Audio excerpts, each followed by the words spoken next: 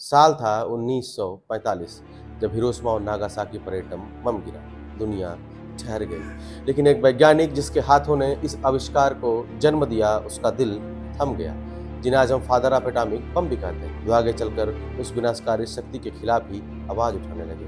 वहीं दुनिया के दूसरी छोर में अभी अभी आजाद हुए एक देश के एक नेता जो दुनिया को युद्ध से दूर रखना चाहता। पर क्या आप जानते हैं कि इसी वैज्ञानिक ने भारत के पहले प्रधानमंत्री को एक गोपनीय संदेश भेजा था? क्या आप जानते हैं कि भारत को थोरियम न बेचने की सलाह अमेरिका के ही सबसे बड़े वैज्ञानिक ने दी थी? और क्या यह भी सच है कि नेहरू ने ओपेनहाइमर को भारत की नागरिकता तक ऑफर की थी? यह कहानी है परमाणु बम के जनक रॉबर्ट ओपेनहाइमर की और भारत के पहले प्रधानमंत्री पंडित जवाहरलाल नेहरू की। दो विचारधाराएं, दो देश और एक गोपनीय संदेश। क्या आपने कभी सोचा कि ओपेनहाइमर भारत में बसने वाले थे, या ये कि उन्होंने भारत से अमेरिका को थोरियम न बेचने की अपील की थी? आज हम जानेंगे एक भूली हुई कहानी, एक वैज्ञानिक की चेतावनी, एक प्रधानमंत्री की मजबूरी और थोरियम की वो लड़ाई जो कभी सार्वजनिक नहीं हुई। आइए जानते हैं इस रहस्यमयी कहानी को किताबों और दस्तावेजों के हवाले से। नमस्कार, मेरा नाम है विवेक दुराज और आप देख रहे हैं आपका अपना देवदराज शो। अगर आप इस चैनल पर नए हो तो चैनल को सब्सक्राइब कर लीजिए ताकि हमारी और आपकी मुलाकात भविष्य में भी होती रहे।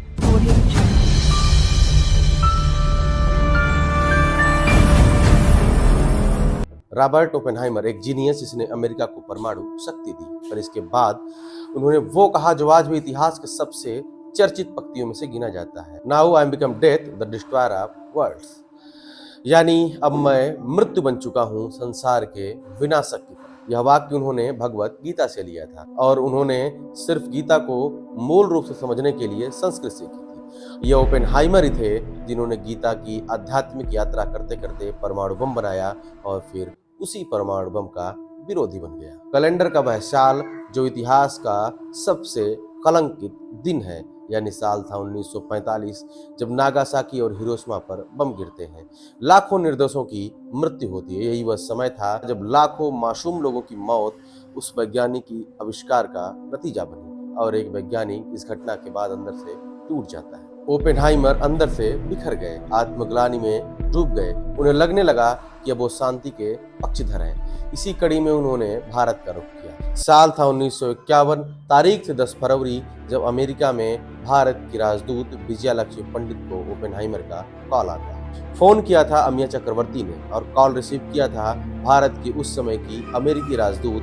विजयालक्ष्मी पंडित ने। ओपेनहाइमर ने अपना गुप्त संदेश अमिया चक्रवर्ती के माध्यम से भिजवाया था, जो उस समय प्रिंसटन फैकल्टी मेंबर के रूप में कार्यरत थे। बता दें कि अमेरिकी सरकार से अनबन के बाद ओपेनहाइमर ने अपने जिंदगी के आखिरी 20 साल न्यू जर्सी में स्थित प्रिंसटन के इंस्टीट्यूट फॉर एडवांस स्टडीज के निदेशक के तौर पर बिताए थे।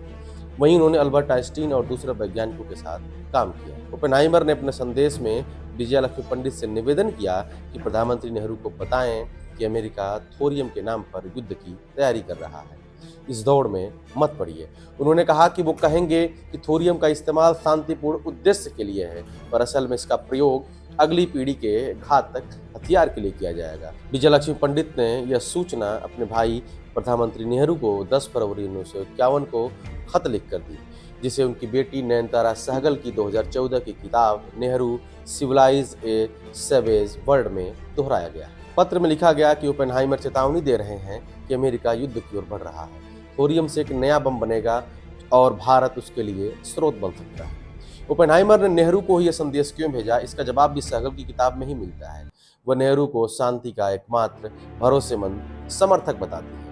उनके मुताबिक उस समय ओपेनहाइमर नेहरू जैसे ही किसी वैश्विक नेता पर भरोसा कर सके। सिर्फ इतना ही नहीं, बल्कि इतिहास के कोने में यह भी दर्ज है कि नेहरू ने ओपेनहाइमर को भारत आने का निमंत्रण दिया था। इसे होमी जहांगीर भाभा की जीवनी से प्रमाणित किया जा सकता है। बख्तियार के दादा भाई द्वारा लिखित भाभा की जीवनी होमी भाभा ए लाइफ में दावा किया गया है कि पंडित नेहरू ने कथित तौर पर रॉबर्ट ओपेनहाइमर को भारत आने और यहीं बसने का निमंत्रण दिया, लेकिन उन्होंने यह प्रस्ताव विनम्रता से ठुकरा दिया। जीवनी की पेज नंबर 723 पर बख्तियार के दादा भाई ने लिखा है, जब अमेरिकी वैज्ञानिक ओपेनहाइमर ने सन 1954 में विश्वासघातों के आरोपों के कारण अपनी सुरक्षा रियायतें खो देते हैं, तब संभवतः भाभा के हस्तक्षेप पर ही भारत के तत्कालीन प्रधानमंत्री ने उन्हें एक से अधिक अवसरों पर देश में आने और रहने के लिए निमंत्रित किया था, लेकिन ओपेनहाइमर ने विनम्रता से मना कर दिया, क्योंकि उन्हें लगा कि जब तक उन्हें सभी आरोपों से मुक्त नहीं कर दिया जाता तब तक उनके लिए अमेरिका छोड़ना उचित नहीं होगा।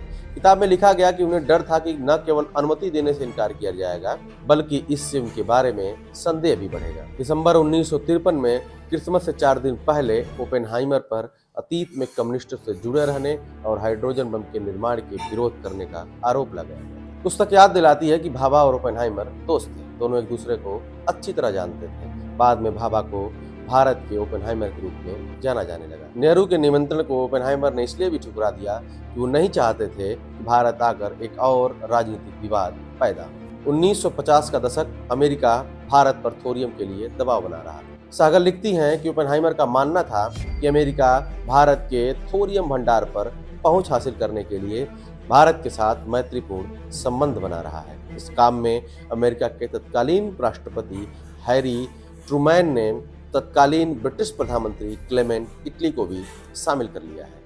अमेरिकी राजदूत लॉय हेंडरसन ने अपनी गोपनीय रिपोर्ट में लिखा है कि हमें चिंता है कि कहीं नेहरू संसद में खनिजों को न देने की इच्छा का खुलासा न कर दें। भारत के पास था मोनाजाइट रेत, जिसमें दुनिया का सबसे ज्यादा थोरियम था, और अमेरिका को चाहिए था वो हर एक कण जो अगली पीढ़ी का परमाणु हथियार बन सके। कैलेंडर का 1950 का वह वर्ष जब भारत की मुश्किलें अपने चरम पर थी। भूख बनाम सिद्धांत के दौर से भारत गुजर रहा था। इसी बीच अमेरिका दबाव बना रहा था कि उसे थोरियम चाहिए। थोरियम एक शांतिपूर्ण ऊर्जा का स्रोत, लेकिन उसके पीछे छिपा था परमाणु हथियारों का खेल। भारत के पास दुनिया का सबसे बड़ा थोरियम भंडार था और अमेरिका उसे पाना चाहता था। नेहरू सरकार ने पूरी कोशिश की कि उस रणनीतिक सामग्री को डील से बाहर रखा जाए, खासकर उन खनिजों को जो परमाणु बम के लिए यूज किया जा सकता है। भारत उस दौर में भूख, अकाल और गरीबी से जूझ रहा था। घर के बिगड़ते खाद्य संकट के कारण भारत ने अमेरिका से गेहूं की मदद मांगी और अमेरिका आसानी से मान भी गया। इस पर ओपेनहाइमर को संदेह हुआ कि क्या ये मदद इतनी आसानी से इसलिए मिल गई है क्योंकि बदले में अमेरिका को थोरियम चाहिए था।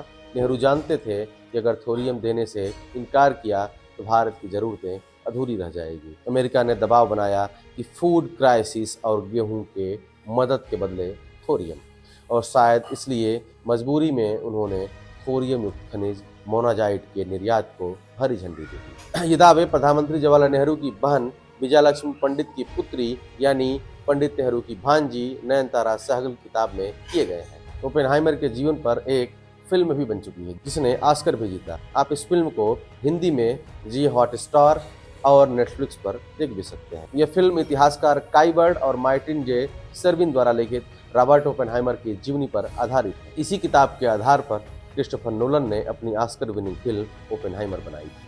ओपेनहाइमर और नेहरू कभी औपचारिक रूप से नहीं मिले, लेकिन एक विचारधारा के धागे से जुड़े रहे, शांति, मानवता और विज्ञान के जिम्मेदार इस्तेमाल।